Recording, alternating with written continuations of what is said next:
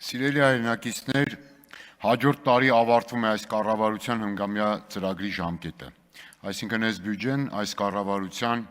վերջին բյուջեն է, որ ներկայացում է ազգային ժողովում։ Այլևս արձանագրված փաստ է սոցիալ-տնտեսական ոլորտին վերաբերող առանցքային խոստումներ կատարված չեն, բայց երկար քննարկում ենք, դեռ դրան անդրադարձ չկա, բացատրություն չկա, հակառակը ներկայացնում եմ, որ իրավիճակը այնքան լավ է, մաքսիմալ լավ է, որ դրանից մի քիչ էլ եթե լավ լինի, փորձանքի կգանք։ Սոցիալական խոստումները վերաբերում են կենսաթոշակառուներին, նպաստառուներին, աշխատող աղքատներին, որոնց թիվի դեպ աշխատողների մեջ գրեթե 25% է, նաև աղքատներին եւ ծայրահեղ աղքատներին։ Գալով իշխանության խոստումներին ասեմ, որ խոստացել էին աղքատության մակարդակի կրկնակի կրճատում, ծայրահեղ աղքատության վերացում, ի վերջո համատարած երջանկություն եւ այլ հեքիաթներ։ Սա ասել էին գալով իշխանության։ Իսկ կառավարության ծրագրի այս վերջին 21-26 թվականների ծրագրով էլ խոստացել էին շատ պարզ, չափելի բաներ, որ մինչև 2026 թվականը նվազագույն կենսաթոշակի չափը կդառնա բարենային զամբյուղի արժեքին հավասար։ Միջին կենսաթոշակի չափը նվազագույն սպառողական զամբյուղի արժեքին հավասար։ Պարոն Թորոսյան, որ գաք կասեք նաև, որ նվազագույն աշխատավարձը պիտի դարձնեիք 85,000 դրամ։ Նախ արձանագրենք 2018 թվականի առաջին եռամսյակի համեմատ 2025 թվականի առաջին եռամսյակում մեկ անձի նվազագույն սպառողական զամբյուղի ամսական արժեքը աճել է շուրջ 17,000 դրամով։ Իհարկե մի քանի ամիս առաջ ավելի շատ էր աճը, բայց այսօր հարցրեցի կենտրոնական բանկի նախագահան, Խեղճ չկարողացավ պատասխանել, ասես կխորհրդակցեմ կպատասխանեմ, այդ ոնց է գներն աճում են, բայց նվազագույն զամբյուղի արժեքը նվազում է, բայց եւ այնպես նկարած վիճակագրությամբ աճը 17,000։ Կենսաթոշակի միջին ամսական չափը ձեր իշխանության օրոք աճել է 9,000 դրամով։ Անապահովության մեկ ընտանիքի նպաստի միջին ամսական չափը 3-4,000 դրամով։ Իդեպ պետական պարտքից եք խոսում, ավելի քան դոլարային արտահայտությամբ կրկնապատկվել է 7 միլիարդով աճելով, այսինքն նախորդ 7 տարիներին ձեր օրոք պետական պարտքը ավելի արագ աճել, քան տնտեսությունն է աճել, տարեկան շուրջ 1 միլիարդ դոլարով, իսկ բնակչության շուրջ 40% կազմող սոցիալական խմբերի անձանց կյանքը շարունակաբար վատացել է, որովհետև քիչ առաջ էլ ասեցի 17,000 դրամ մեկ անձի կյանքն է թանկացել, իսկ ձեր բարձրացրած թվերն էլ դրանից պատիկներով ավելի ցածր են։ Աղքատության մակարդակ։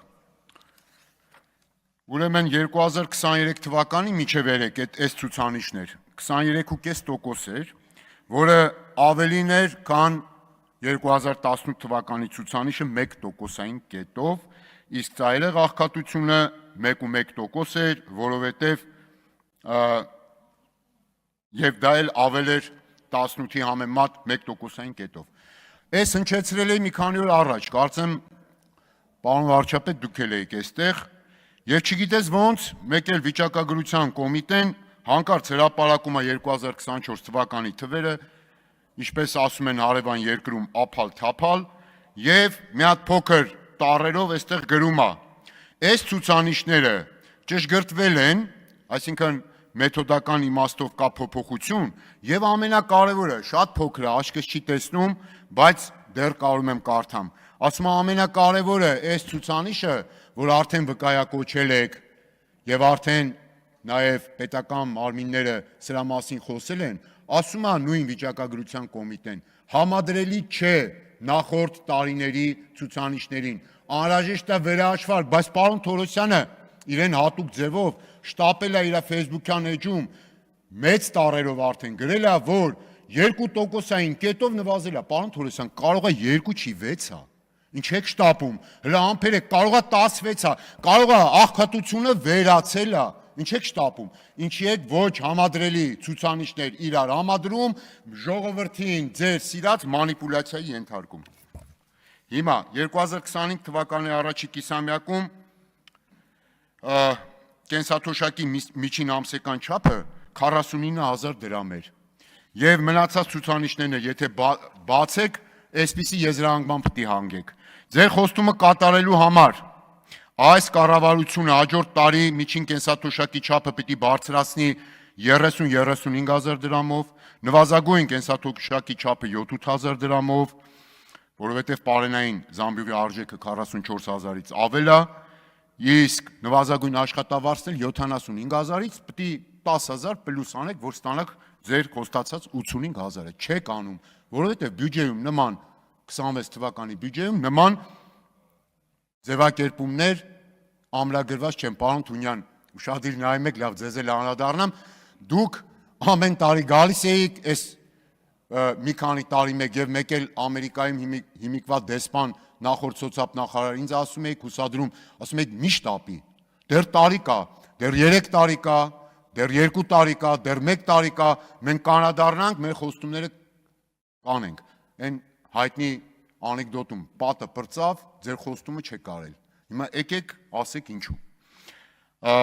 հիմա գանք ուրեմն ժողովրդագրական ցուցանիշներին, անցած օրը մանրամասն ներկայացրել եմ, ուղղակի մի քիչ շեղվեցի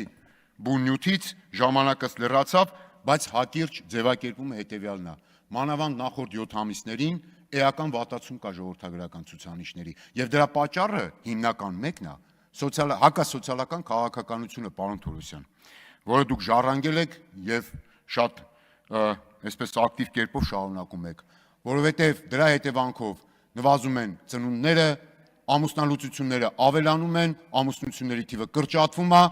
եւ նախորդ ձեր պաշտոնից եկած, այս էլ կարեւոր է, օրինակ 0-4 տարեկան երեխաների ցավոք սրտի մահացության դեպքերի էական աճ է գրանցվել, այստեղ ես հանել եմ վիճակագրությունը 10%, այս տարվա ուրեմն 9 ամիսները նախորդ տարվա 9 ամիսներին համեմատ։ Այո, արտագաղթել կա, 5210 անձով ավելի շատ մարդ փաստաթղթերով այս տարվա 9 ամիսներին ավելի շատ գնացել է Հայաստանից, քան եկել է Հայաստան։ Հիմա ուրեմն ասում եք տնտեսական խոստումները, առնվազն 7%-անոց տնտեսական աճ, տնտեսական կառուցվածքի բարելավում, արտաքին տնտեսական կախվածության թուլացում, դիվերսիֆիկացիա ու էլի լիքը սենց սիրուն բաներ։ Հիմա ասում եք 7%-անոց տնտեսական աճը կա, եկել ենք կա, բայց չեք ասում մի պարզ բան, հիմա դրա որ մասն է այդ միջին տնտեսական աճի ձեր շնորհիվ եւ որ մասն է արտաքին գործոնի, որովհետեւ ակնհայտ է, որ այս ժամանակահատվածի ուղիղ կեսում բարձր երկնիշից բարձր տնտեսական աճերը արտաքին գործոնի արդյունքում են եւ եթե դուք չլինեիք իշխանության եւ ցանկացած այլ պարագայում այդ աճերը կլինեն, բայց օրինակ նույն ձևով, երբ որ կոവിഡ് համավարակը պարոն Թորոսյան ստիպված էլի ձեզ եմ դիմում, կոവിഡ് համավարակի հետևանքները հիշում եք, այդ ամբողջական տոտալ ձախողումը եւ բացի առողջապահությունից նաեւ տնտեսական հետևանքները, այդ էլ ասիկ մենք ինչ անենք, կոവിഡա համաշխարհային ճգնաժամ է եւ մենք բայց չասեցիք, բա ինչի է մեր երկրում երկու անգամ ավել, մինչեւ պատերազմը, օրինակ մինչեւ սեպտեմբերը 20 թվականի, ինչա երկու անգամ ավել տնտեսությունը կրճատվում, քան միջին տարածաշրջանն է, այսինքն երբ որ լավ է, այդ դուք եք արտաքին գործոնը, հենց լավ չի, պարոն Թորոսյան,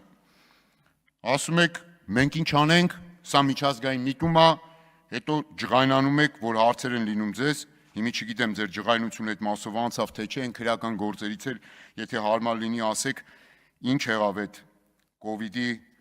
հետևանքների հաղթահարման ձեր մասը։ Տնտեսական կառուցվածք, ասում եք բարելավենք, իրական հատվածի առաջանցիկ զարգացման փոխարեն ավելանում են խնդիրներ, օրինակ գյուղատնտեսությունը,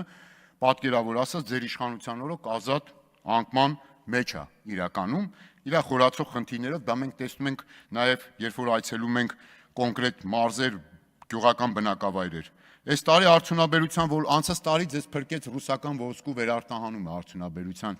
այդ աճի իմաստով, այս տարի էդի չկա, արդյունաբերության ոլորտը հունվար-սեպտեմբերին կրճատվել է 6%-ով։ Արտաքին տնտեսական դիվերսիֆիկացիա։